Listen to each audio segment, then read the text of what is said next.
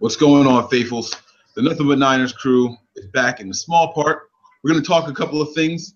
The main thing is going to be the 53-man roster. I'm joined today by my guy, Ali. What's going on, baby? How you doing? Doing good, Mike.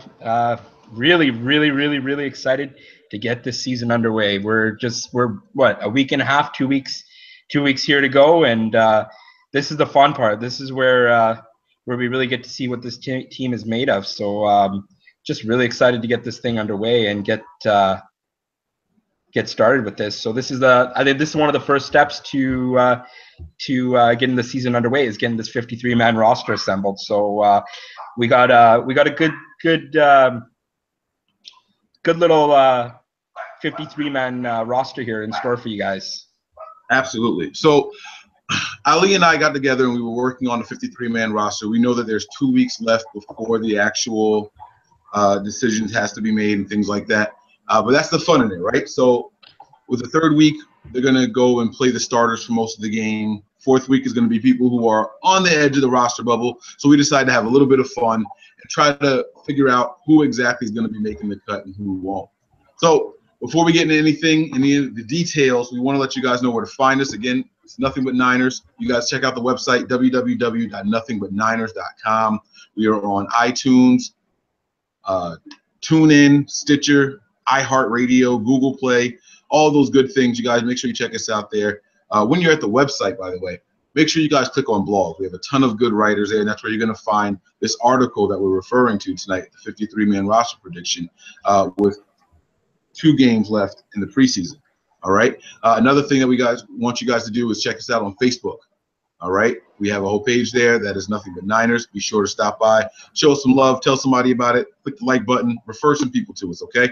And there's the Twitter handle along with the Snapchat that is Nothing But 9ERS. All right. So you guys make sure you stop by there. This video is live, so you guys can feel free to ask us some questions. But I'm ready to go ahead and jump into this, Ali. What do you think, man? Yeah, let's do it. So first things first, I mean, we're not going to go into every single thing that we're going to talk that we put in this article, but what's one of the biggest surprises here? I think we can start with how many quarterbacks we have this team keeping. What do you think about that? It's definitely surprising. It's before we go into that, I want to, when we compose this article, I want to just give a quick shout out to at Better Rivals, Oscar. I'm sure if you're a Niner fan, you probably know about them. So they put together a nice little average of what Kyle Shanahan's offenses have kept over the years while he was a coordinator. So our 53-man prediction will resemble this in a sense. It's not exactly a thing, but we've derived a lot of it off of that. So definitely the two QBs there that we have chosen. Do you want to go ahead and tell them which 2, or how do you want to do this? Yeah, I mean, we might as well. I mean, that's going to be the interesting thing, right? It's not like it's going to be some big surprise, but I'm really wondering if the people were going to choose just 2 quarterbacks, like who would they choose? I got a feeling it would be the same ones. I mean, you got a lot of people calling for the starter, a little ruffling of the feathers already. So, I mean, let's go ahead and do it. So, right now, what we have is Matt Barkley. I'm just kidding, guys. I'm just kidding. We got Brian Hoyer and we got C.J. Beathard as the 2 starters. Ali, man, what's the logic behind that? Why isn't Matt Barkley here? His inconsistency, his ability to see a play develop. His inaccuracy. He's just not picked up the system well. From the first 2 games and in training camp, everything that we've heard is that Beathard and Hoyer by far are the 2 guys that have been standing out the most. Barkley was brought in here to take over the backup role from Chicago. There were high expectations from him, but to be honest, to this point, he hasn't delivered. And if you don't deliver, you don't deserve to make the 53. Yeah, I mean that's basically it. So I'm not gonna lie to you guys. I was one of the people who was high on Matt Barkley coming in. I went back and I watched a lot of his college tape and everything, and I looked at his abilities and I thought, if this guy got into a pro system with someone who can actually work with quarterbacks, he could be very, very special. I thought that he was going to challenge Brian Hoyer for the roster spot, and it turns out that I was wrong. And a lot of people feel the same way. I mean, I'm looking at the comments here. We got Barkley is a waste of a roster spot. Barkley is fundamentally sufficient. So I mean, you got to look at what it is and what it isn't. And from right now, what I've seen in the preseason, I'm just not impressed with anything that Matt Barkley has done. Now, we did give credit to Oscar over at Better Rivals for giving us this. He took every year that Kyle Shanahan was involved with an offense, and he took the averages of it all to come up with the 53. This is one area that we actually strayed away from it. All right. So Oscar was saying that he's most likely to keep 3 quarterbacks. So, Ali, why didn't we keep 3 quarterbacks when we were doing this? I mean, if we're going to use this guide that was given to us and the very first most important position, we're straying away from it already, there has to be a legitimate reason as to why we did that. So fill the people in, because that image is going to be embedded in the article so people know exactly what we're talking about when we credit Oscar with this. So it's going to say, on average, it should be 3 quarterbacks. Why aren't there 3?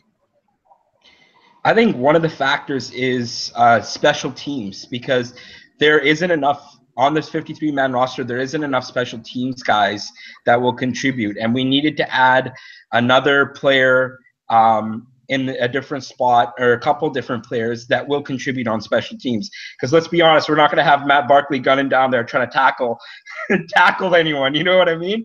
So Absolutely.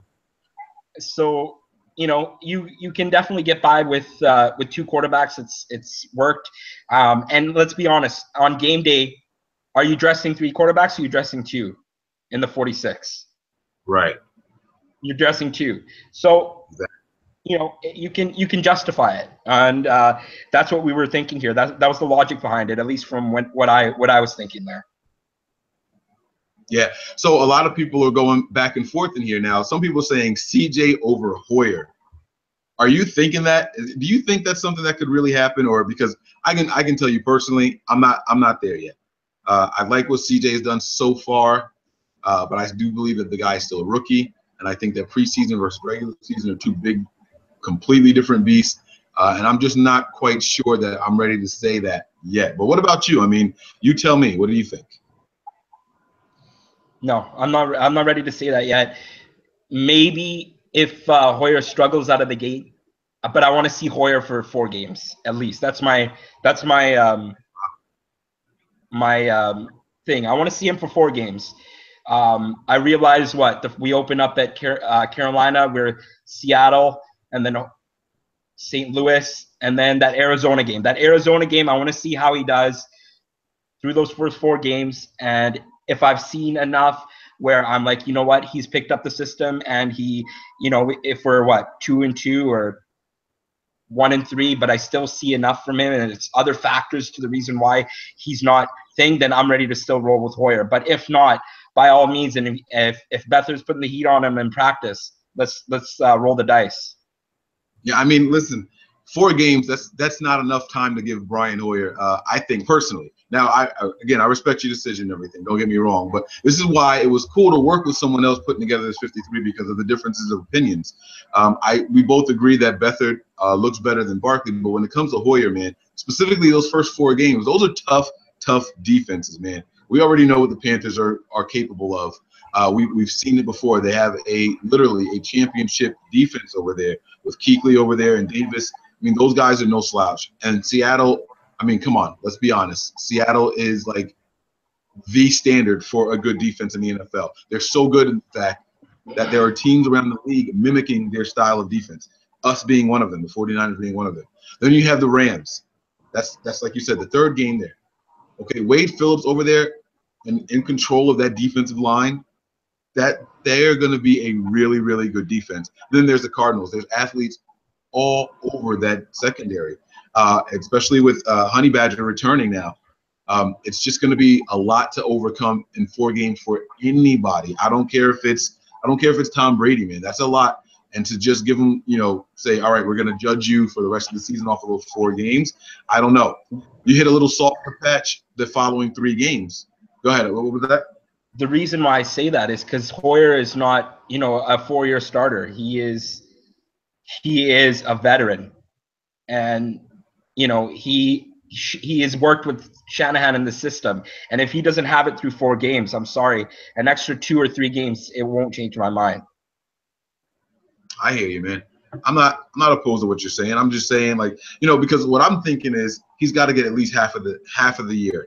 He's got to get half of the season, because if he can get to the next 3 games after that, the defenses start to lighten up a little bit. Now he's facing some of the middle of the pack defenses in the Redskins. All right, the Cowboys, the Eagles. Those are not even the Eagles, the Colts. So imagine benching a quarterback after playing against the Panthers defense, the Seahawks defense, the Rams defense, and then the Cardinals, and then you throw in another quarterback to play against the likes of the Colts, easy defense, the Redskins, middle of the pack defense, Cowboys, easy defense. Eagles are after that. They had the worst secondary last season. So if you're going to throw someone in there, it's going to look like you're doing it with a bias. I think we got to give the guy a fair opportunity. That's all I'm saying. No, I hear you. It makes sense what you're saying, but I still think 4 games is enough to see even though the opponents aren't easy. Like, we open up right out of the gate with 4 tough opponents. But again, iron sharpens iron, right? So we'll see what we have in him through this 4 games. And if not, if Beathard is ready to go, why hold anyone back? Like it's the same thing with Foster. You know what I mean? If Foster was ready, if Malcolm Smith was there and he was starting, but Foster was ready to go, I'd rather see Foster in there than Smith, because it's a good chance to let the young guy develop and learn from a guy like Bowman and stuff like that. You know what I mean? So that's my logic behind it. Yeah. So again, everyone who's tuning in right now, we thank you guys for taking your time and watching with us. This is the 53-man roster prediction that we put out. Make sure you guys go and check out www.nothingbutniners.com. All right, you guys will see the article there. It's all done, and we're going to be posting it up immediately after this video. I want you to pick another position group that we'll discuss, and then that's going to be it. We're going to stop it as a little teaser. I don't want to go too much into it. We can take some questions if anybody has questions, but while you pick the second group, why don't you go ahead and break that down for us, and then we'll go from there. I'll see if there's any questions in the meantime. Let's talk about the safeties. All right. Very good. I think this is an interesting group because of the new scheme, the single high and the box safety. From what I've seen so far, without a question, Eric Reed is penciled into that first spot. From what we've seen so far, and I think Tart is going to be rotating with him.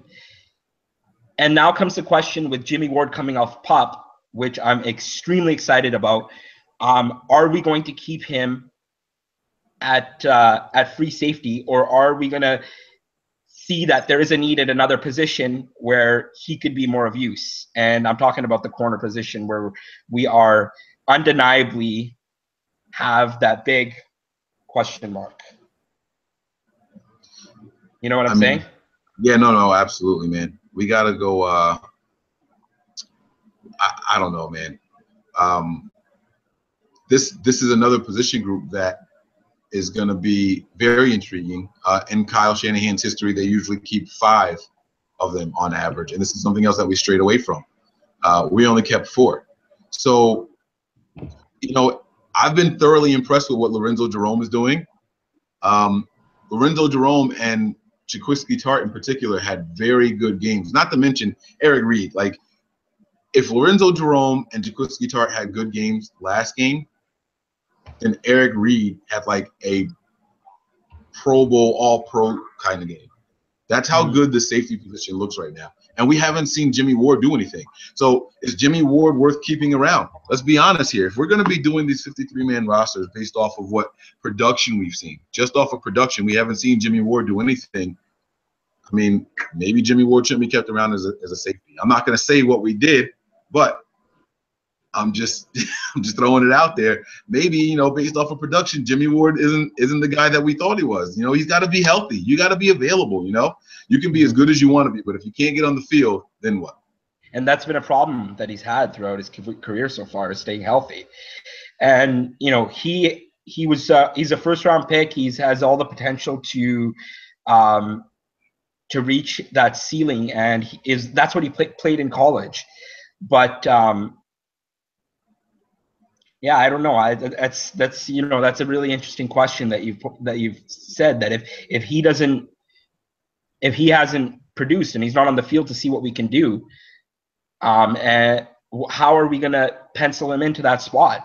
And it doesn't look like he'll be ready to play against the Vikings this week. So we're going to have him going into the 4th preseason game against third stringers, second and third stringers against the Chargers, and not really knowing what this guy can do. Yeah. So if I'm the coaching staff, if I'm the starting defense, and you're front seven, and you're Navarro Bowman leading that defense, how confident can you be with the guy at the very back behind you? Right. You know what I mean? No, I absolutely get what you're saying, man. It's going to be weird. Like, he's going to go from pretty much no playing time with the team against live opponents to just starting. So that's something that you gotta look at. You know what I mean? Let me see if there's any questions in here really quick. I see some people hating on Carlos Hyde. I don't know how you're not impressed with Carlos Hyde, but I mean, if you're going to go judging based off of what we've seen so far through preseason, then yes, I get that. But if you just haven't been impressed with Carlos Hyde overall, I don't know what to say. It says go ahead. By the way, people are calling me Andre. It's not Andre, it's Ali. Ali, yeah, not Andre. It says, with that logic, why keep Bo? He's been hurt a lot lately. He looks slow. Yes, he's coming back, but definitely not the same linebacker. Do you want to take this or me? Because I have a response for that as to why keep Bo. No, you go. You guys see who's behind me right here? That's Bowman, man. Okay, like, that's Bo right there. You don't just get rid of that. That's not someone that you just say, hey, you got to go. Okay, Bowman at 75% is still better. Oh, he said no, they're not calling you Andre. They're calling someone else Andre. Oh, okay. Bowman at 75% is still better than a lot of interior linebackers in the NFL. All right, and here's the thing: Bowman doesn't look bad. Go back and watch his last game. Bowman, yeah, he bit on a play that he shouldn't have bit on. He was out of place a time or two. It's preseason. You're supposed to work those things out right now. And you got to look at who else is out there with him. He's learning and getting along with someone else. Bo is a heartbeat of this team. You absolutely cannot cut somebody like that. I'm not saying that we should cut Jimmy Ward either. Don't get me wrong. Again, you guys have to go and look and see who made this 53-man roster. I'm not saying get rid of Bowman. I'm not saying get rid of Jimmy Ward. I'm saying that if you're going based off of just what people have done in the preseason, then this 53-man roster will look completely different. That's all I'm saying. That's all I'm saying. So, is there anything else you wanted to get to before we jump up out of here, man? No, that's it. I think we'll let the article speak for itself. It's definitely interesting. There are some surprise cuts. Should we do one surprise cut, or should we just have them check it out? Go ahead. No, give it to him. Go ahead. Give him one. All right. Elvis Dumervil. You know, it's funny that's the one that you said, because I just sat here and talked all this trash about how you can't just go based off of what someone is doing in preseason. And then that's the cut you bring up. So why couldn't Elvis make the roster cut, man? I think we just saw it. We both came to a consensus that there are better players at that position, and that there are, players with more youth and that bring more to the table at this point in their career. Elvis hasn't really shown anything. Have you thought of or remember any splash plays that he's done so far in the first two preseason games, or anything that has been said about that he's been one of the standouts of the day in training camp? No, Not you really, haven't. no. So he was one of those guys that I think Lynch and Shanahan brought in as one of those film room, locker room leaders. Just one of those kind of guys. Yeah, I mean, I remember as soon as we signed him, and I knew that he missed time and he had injury and all that stuff, and I was like, man, this guy was brought in to be a teacher. And Kyle Shanahan came right out and said, I would not sign a guy on my team just to be a teacher. That's what coaches are for. And, you know, it seems like everything says they want Peter Tomlin-Pino to play underneath this guy and learn from him. And there was even an article on Nothing But Niners about that, you know, that was written by Scott, you know, the Master and the Apprentice. And he was talking about specifically those two guys. And they seem to be a joint at the hip in everything that we see and read. So he seems more like a teacher than production, but maybe he's just not turning it up in the in preseason. I don't know, man. There's a lot of good choices that we made. There were some really, really tough choices that we made. But in order to see it, you guys are going to have to check it out. Ali, give people your Twitter handle, man, so they know where to follow you if they don't already. All right, man. I'm at ALIYAZ01. And yeah, you throw them yours too. Yeah, absolutely. So you guys can find me on Twitter. I'm at 49ers Mike_NF as a Niner fan. So you guys make sure you give us a follow over there. Make sure you follow the Twitter handle of the official Nothing But Niners page. Nothing But 9ERS. Okay, you guys make sure you give us a follow. Again, check out the website. Look for this article. All right. Thanks everybody for watching. And above all else, stay faithful. Be out.